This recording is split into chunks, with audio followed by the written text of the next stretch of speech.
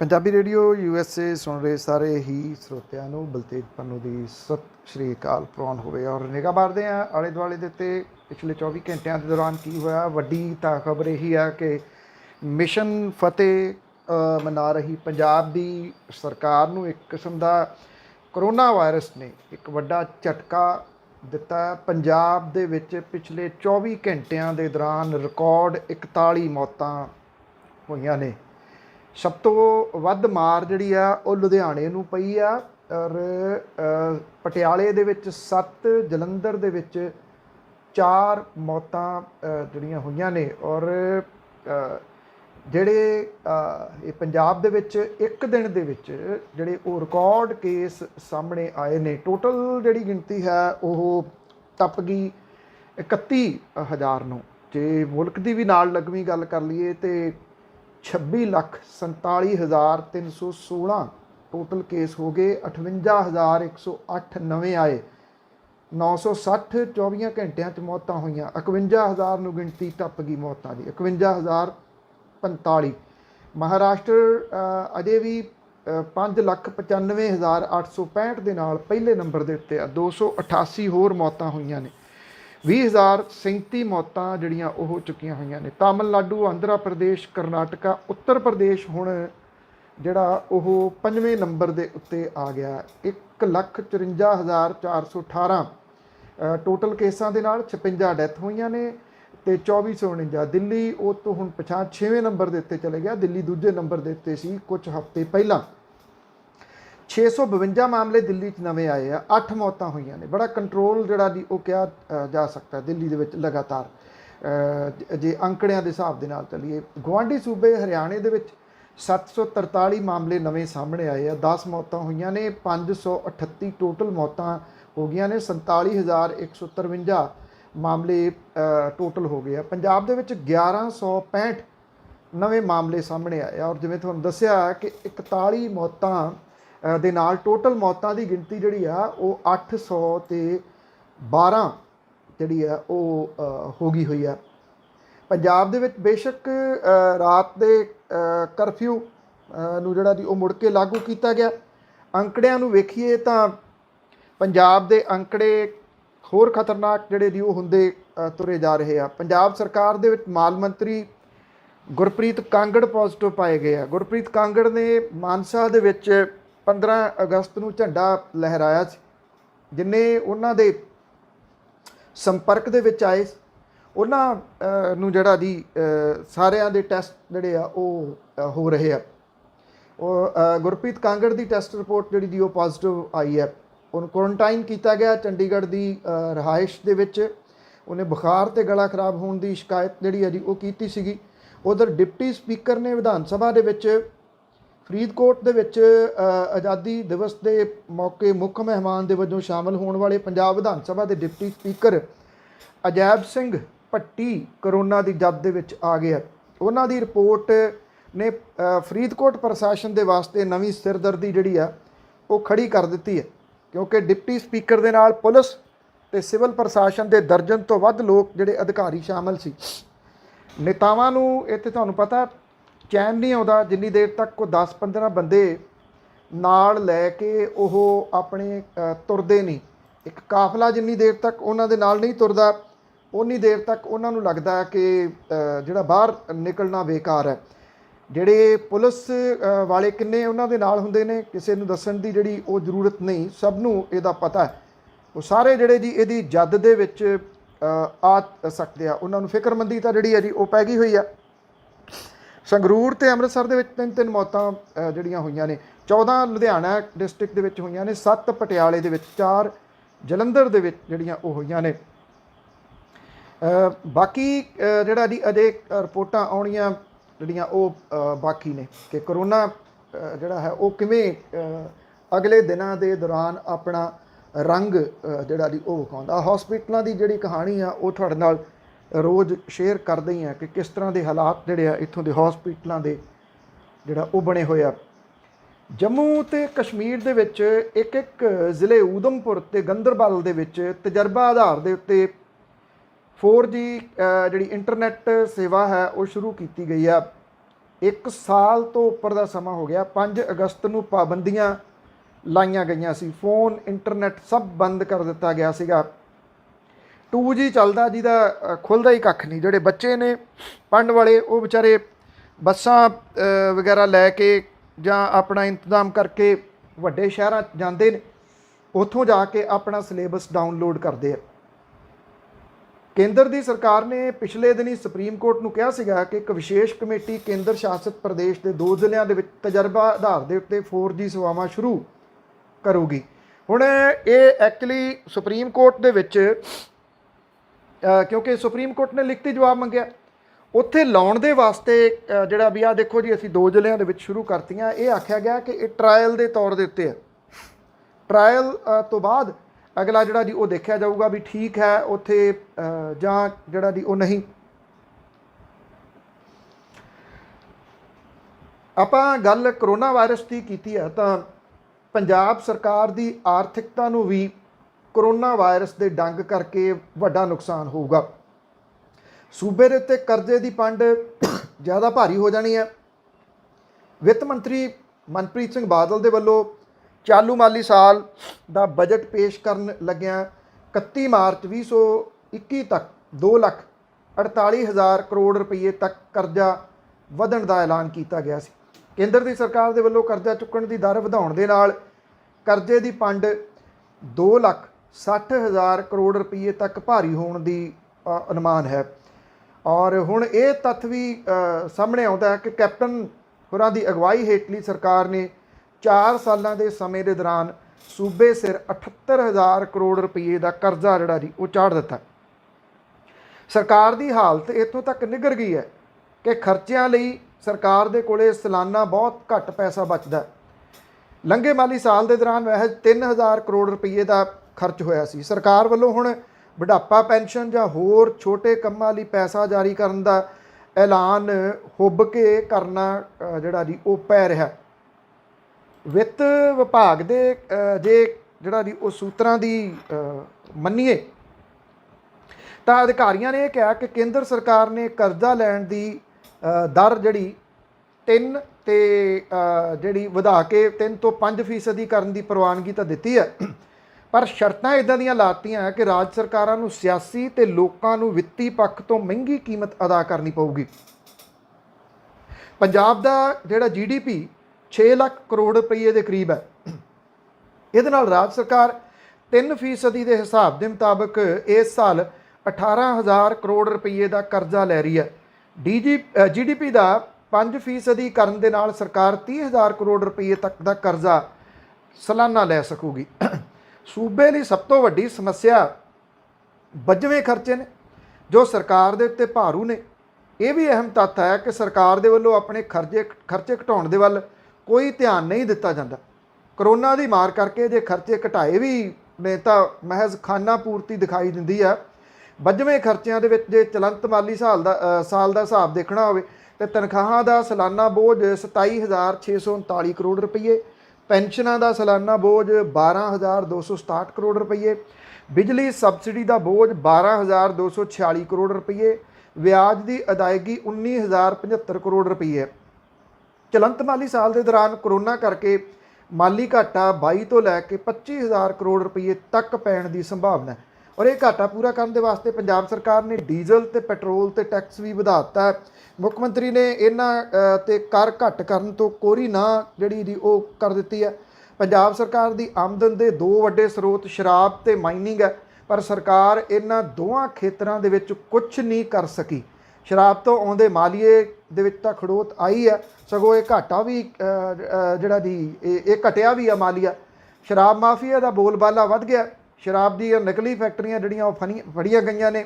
Mining ਤੋਂ ਆਉਣ ਵਾਲਾ ਮਾਲੀਆ ਸਰਕਾਰ ਦੇ ਵਿੱਚ ਖਜ਼ਾਨੇ 'ਚ ਆਉਣ ਦੀ ਜਗ੍ਹਾ ਦੇ ਉੱਤੇ ਫਾਈਲਾਂ ਦਾ ਸ਼ਿੰਗਾਰ ਜਿਹੜਾ ਜੀ ਉਹ ਬਣ ਕੇ ਰਹਿ ਗਿਆ। ਕੋਈ ਪਾਲਿਸੀ ਜਿਹੜੀ ਜੀ ਉਹ ਨਹੀਂ ਸਿਰੇ ਲੱਗੀ ਜਾਂ ਲੱਗਣ ਦੀ ਜਿਹੜੀ ਕੋਸ਼ਿਸ਼ ਵੀ ਨਹੀਂ ਕੀਤੀ ਜਾ ਰਹੀ। ਗੱਲ ਮਾਈਨਿੰਗ ਦੀ ਹੋਈ ਹੈ ਤਾਂ 2 ਰਾਜ ਸਭਾ ਦੇ ਮੈਂਬਰ ਜਿਹੜੇ ਇੰਨੀ ਦਿਨੀ ਤਿੱਖੇ ਬਾਗੀ ਸੁਰਾਂ ਦੇ ਨਾਲ ਚਰਚਾ 'ਚ ਨੇ, ਪ੍ਰਤਾਪ ਸਿੰਘ ਬਾਜਵਾ, ਸ਼ਮਸ਼ੇਰ ਸਿੰਘ ਦੂਲੋਂ, ਉਹਨਾਂ ਨੇ ਸ਼ਰਾਬ ਮਾਫੀਏ ਤੋਂ ਬਾਅਦ ਹੁਣ ਮਾਈਨਿੰਗ ਮਾਫੀਏ ਤੇ ਕੈਪਟਨ ਸਰਕਾਰ ਨੂੰ ਕਟਹਿਰੇ 'ਚ ਖੜਾ ਕਰਤਾ। ਉਹਨਾਂ ਨੇ ਮਾਈਨਿੰਗ ਮਾਮਲੇ ਦੇ ਵਿੱਚ ਪੰਜਾਬ ਤੇ ਹਰਿਆਣਾ ਹਾਈ ਕੋਰਟ ਦੇ ਫੈਸਲੇ ਦਾ ਸਵਾਗਤ ਕੀਤਾ। ਇਹ actually Punjab Haryana high court ਨੇ ਰੋਪੜ ਦੇ ਵਿੱਚ ਹੁੰਦੀ ਮਾਈਨਿੰਗ ਵਾਲੇ ਮਾਮਲੇ ਨੂੰ CBI ਨੂੰ ਦੇ ਦਿੱਤਾ। ਇਹ ਕਿਹਾ ਕਿ ਪੰਜਾਬ ਸਰਕਾਰ ਜਿਹੜੀ ਆ ਉਹ ਇਹਨੂੰ ਰੋਕਣ 'ਚ ਫੇਲ ਸਾਬਤ ਹੋਈ ਆ। ਔਰ ਕਿਉਂਕਿ ਸ਼ਰਾਬ ਦਾ ਚਰਚਾ ਚੱਲਦਾ ਤੇ ਆਬਕਾਰੀ ਵਿਭਾਗ ਕੈਪਟਨ ਅਮਰਿੰਦਰ ਸਿੰਘ ਹੋਰਾਂ ਦੇ ਕੋਲੇ ਆ, ਜੇ ਮਾਈਨਿੰਗ ਦਾ ਚਰਚਾ ਚੱਲਦਾ ਤੇ ਮਾਈਨਿੰਗ ਵਾਲਾ ਵਿਭਾਗ ਵੀ ਕੈਪਟਨ ਅਮਰਿੰਦਰ ਸਿੰਘ ਹੋਰਾਂ ਦੇ ਕੋਲੇ ਆ। ਪੰਜਾਬ ਸਰਕਾਰ ਨੇ ਇਸ ਸਾਲ ਫਰਵਰੀ ਦੇ ਵਿੱਚ ਹਾਈ ਕੋਰਟ ਦੇ ਵਿੱਚ ਦੱਸਿਆ ਸੀ ਕਿ ਡਿਸਟ੍ਰਿਕਟ ਰੂਪਨਗਰ ਦੇ ਵਿੱਚ ਕਿਸ ਤਰ੍ਹਾਂ ਦੇ ਨਜਾਇਜ਼ ਨਾਕੇ ਨਹੀਂ ਲੱਗੇ, ਕਿਸੇ ਤਰ੍ਹਾਂ ਦੇ ਨਜਾਇਜ਼ ਨਾਕੇ ਨਹੀਂ ਲੱਗੇ ਹੋਏ, ਨਾ ਕੋਈ ਇੱਥੇ ਮਾਈਨਿੰਗ ਹੋ ਰਹੀ ਹੈ। ਦੂਜੇ ਪਾਸੇ district legal service authority Rupnagar ਨੇ ਇੱਕ ਰਿਪੋਰਟ ਦਿੱਤੀ ਆ ਜੋ ਪੰਜਾਬ ਸਰਕਾਰ ਦੇ ਐਨ ਉਲਟ ਹੈ, ਨਾਕਿਆਂ ਦੀ ਪੁਸ਼ਟੀ ਕਰਦੀ ਆ। ਉਹ ਬਾਜਵਾ ਤੇ ਦੂਲੋ ਨੇ ਇਹ ਕਿਹਾ ਕਿ ਡਿਸਟ੍ਰਿਕਟ ਲੀਗਲ ਸਰਵਿਸ ਅਥਾਰਟੀ ਦੀ ਰਿਪੋਰਟ ਨੇ ਉਹਨਾਂ ਦੇ ਵੱਲੋਂ ਪਹਿਲਾਂ ਹੀ ਲਏ ਸਟੈਂਡ ਤੇ ਇੱਕ ਤਰੀਕੇ ਦੇ ਨਾਲ ਮੋਹਰ ਲਾਤੀ ਹੈ। ਪੰਜਾਬ ਹਰਿਆਣਾ ਹਾਈ ਕੋਰਟ ਦੇ ਚੀਫ ਜਸਟਿਸ ਨੂੰ ਅਪੀਲ ਕੀਤੀ ਗਈ ਹੈ ਕਿ ਉਹ CBI ਜਾਂਚ ਦਾ ਘੇਰਾ ਇਕੱਲੇ ਰੂਪਨਗਰ ਵਿੱਚ ਨਾ ਰੱਖਣ, ਬਲਕਿ ਪੂਰੇ ਪੰਜਾਬ ਦੀ ਜਾਂਚ ਜਿਹੜੀ ਉਹ ਕਰਾਈ ਜਾਵੇ। ਬੇਸ਼ੱਕ ਦੋਵੇਂ ਆਗੂਆਂ ਨੇ ਮਾਈਨਿੰਗ ਮਾਮਲੇ ਦੇ ਉੱਤੇ CBI ਜਾਂਚ ਦੀ ਮੰਗ ਕੀਤੀ, ਪਰ ਉਹਨਾਂ ਦੇ ਜਿਹੜੇ ਸੀਗੇ ਜੀ ਹੁਣ ਥੋੜ੍ਹੇ ਨਰਮ ਵੀ ਦਿਸੇ। ਇਹ ਕਿਹਾ ਜਾਂਦਾ ਹੈ ਕਿ ਹਾਈ ਕਮਾਨ ਨੇ ਦੋਵਾਂ ਆਗੂਆਂ ਨੂੰ ਠੰਡਾ ਕਰਨ ਦੀ ਕੋਸ਼ਿਸ਼ ਕੀਤੀ ਹੈ। ਪਿਛਲੇ ਦਿਨਾਂ ਤੋਂ ਪੰਜਾਬ ਕਾਂਗਰਸ ਦੇ ਪ੍ਰਧਾਨ ਸੁਨੀਲ ਜਾਖੜ ਵੀ ਚੁੱਪ ਨਜ਼ਰ ਆ ਰਹੇ ਨੇ। ਕਾਂਗਰਸ ਹਾਈ ਕਮਾਨ ਨੇ ਅਜੇ ਤੱਕ ਪੰਜਾਬ ਵਿਵਾਦ 'ਤੇ ਕੋਈ ਕਾਰਵਾਈ ਸ਼ੁਰੂ ਨਹੀਂ ਕੀਤੀ। ਇਹ ਕਿਹਾ ਜਾਂਦਾ ਕਿ ਪੰਜਾਬ ਦੇ ਕਾਂਗਰਸ ਵਿਵਾਦ ਦੇ ਉੱਤੇ ਕੁਝ ਵੀ ਹੋਣ ਵਾਲਾ ਨਹੀਂ ਤੇ ਇਹ ਮਾਮਲਾ ਜਲਦੀ ਨਿਪਟ ਜਾਊਗਾ, ਮਤਲਬ ਕਿ ਦੋਨੋਂ ਚੁੱਪ ਕਰ ਜਾਣਗੇ, ਅਜਿਹਾ ਕਿਹਾ ਜਾ ਰਿਹਾ।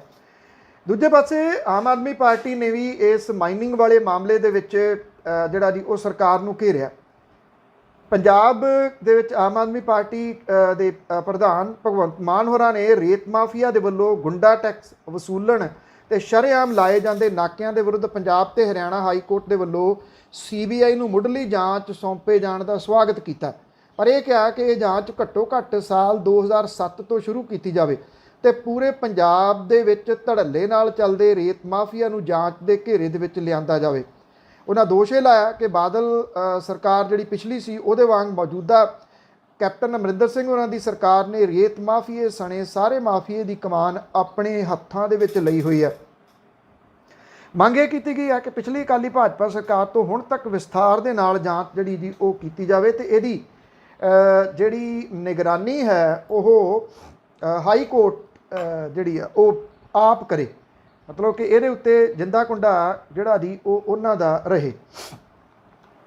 ਪਿਛਲੇ ਦਿਨਾਂ ਤੋਂ ਜਦੋਂ ਹੁਸ਼ਿਆਰਪੁਰ ਡਿਸਟ੍ਰਿਕਟ ਦੇ ਵਿੱਚ ਖਾਸ ਤੌਰ ਦੇ ਉੱਤੇ ਇੱਕ ਰਿਟਾਇਰਡ ਆਰਮੀ ਆਫੀਸਰ ਦੇ ਘਰੋਂ ਬੀੜ ਜਿਹੜੀ ਚੁੱਕ ਕੇ ਲੈ ਗਏ ਸੀ ਸਤਿਕਾਰ ਕਮੇਟੀ ਵਾਲੇ, ਉਦੋਂ ਤੋਂ ਸਤਿਕਾਰ ਕਮੇਟੀ ਸੰਬੰਧੀ ਜਿਹੜਾ ਜੀ ਉਹ ਰੌਲਾ ਰੱਪਾ ਜਾਰੀ ਆ। 4 ਸਾਲ ਪਹਿਲਾਂ ਸਤਿਕਾਰ ਕਮੇਟੀ ਨੇ ਜਲੰਧਰ ਦੇ ਵਿੱਚੋਂ ਇੱਕ ਪੁਰਾਤਨ ਬੀੜ ਜਿਹੜੀ ਕਿ ਪਾਕਿਸਤਾਨ ਤੋਂ ਭਾਈ ਤਾਰੂ ਸਿੰਘ ਜੀ ਦਾ ਜਿਹੜਾ ਗੁਰਦੁਆਰਾ ਹੈ ਉੱਥੋਂ ਲਿਆਂਦੀ ਸੀ, ਇਸ ਪਰਿਵਾਰ ਨੇ ਉਹਨੂੰ ਉਹ ਚੁੱਕ ਕੇ ਲੈ ਗਏ ਸੀਗੇ। ਕਮੇਟੀ ਕਹਿੰਦੀ ਸੀ ਕਿ ਸਾਨੂੰ ਨਹੀਂ ਪਤਾ ਉਹ ਬੀੜ ਕਿੱਥੇ ਆਇਆ ਸੀ, ਗੁਰਦਾਸਪੁਰ ਡਿਸਟ੍ਰਿਕਟ 'ਚ ਰੱਖਤੀ ਸੀ, ਉੱਥੋਂ ਉਹਨੇ ਜਾ ਕੇ ਗੋਇੰਦਵਾਲ ਸਾਹਿਬ ਜਿਹੜੀ ਜੀ ਉਹ ਛੱਡ ਆਂਦੀ।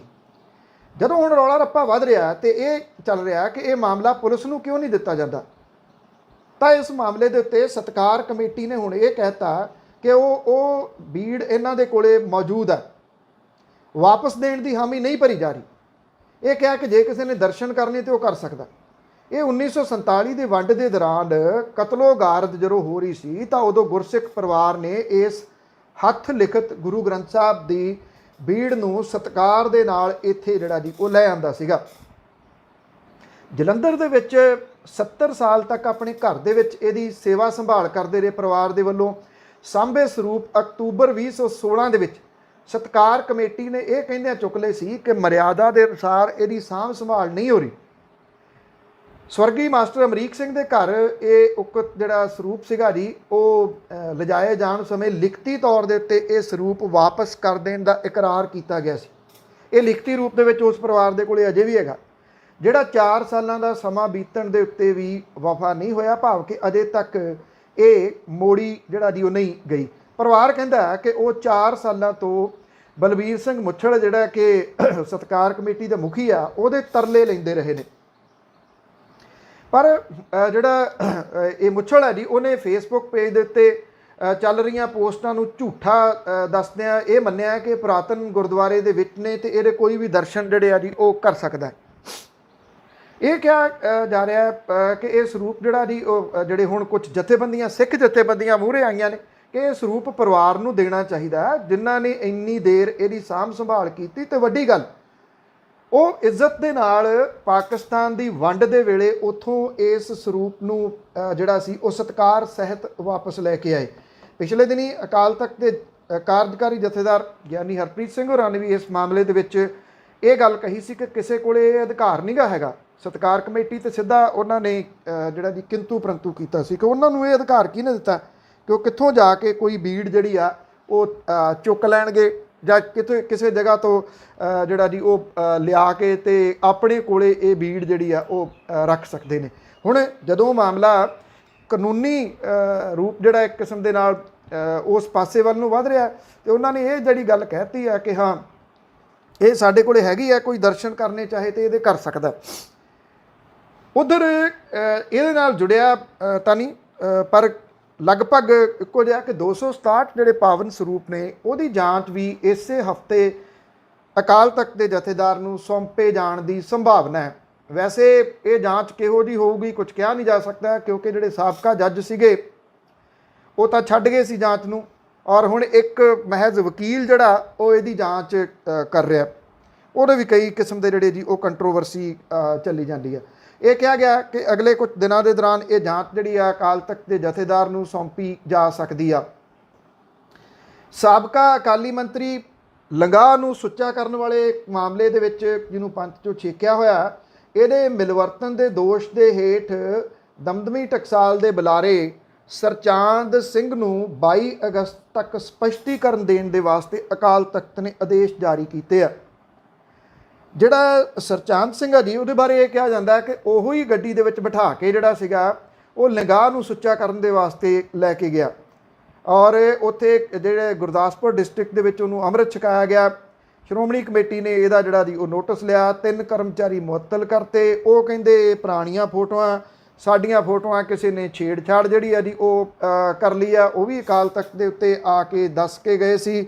ਹੁਣ ਇਸ ਮਾਮਲੇ ਦੇ ਵਿੱਚ ਪ੍ਰੋਫੈਸਰ ਸਰਚਾਂਦ ਸਿੰਘ ਜਿਹੜੇ ਨੇ ਉਹਨਾਂ ਨੂੰ ਅਕਾਲ ਤਖਤ ਨੇ ਇਹ ਕਿਹਾ ਕਿ 22 ਤਰੀਕ ਤੱਕ ਆ ਕੇ ਦੱਸੋ ਕਿ ਤੁਹਾਡਾ ਕੀ ਇੰਟਰਸਟ ਸੀਗਾ ਲੰਗਾਹ ਨੂੰ ਸੁੱਚਾ ਕਰਨ ਵਾਲੇ ਮਾਮਲੇ ਦੇ ਵਿੱਚ, ਉੱਥੇ ਕਿਉਂ ਲੈ ਕੇ ਗਏ ਜਿਹੜੇ ਵੀ ਗੁਰਦੁਆਰੇ ਦੇ ਵਿੱਚ, ਤੇ ਉੱਥੇ ਜਾ ਕੇ ਜਿੱਥੇ ਅੰਮ੍ਰਿਤ ਜਿਹੜਾ ਸੀ ਉਹ ਛਕਾਇਆ।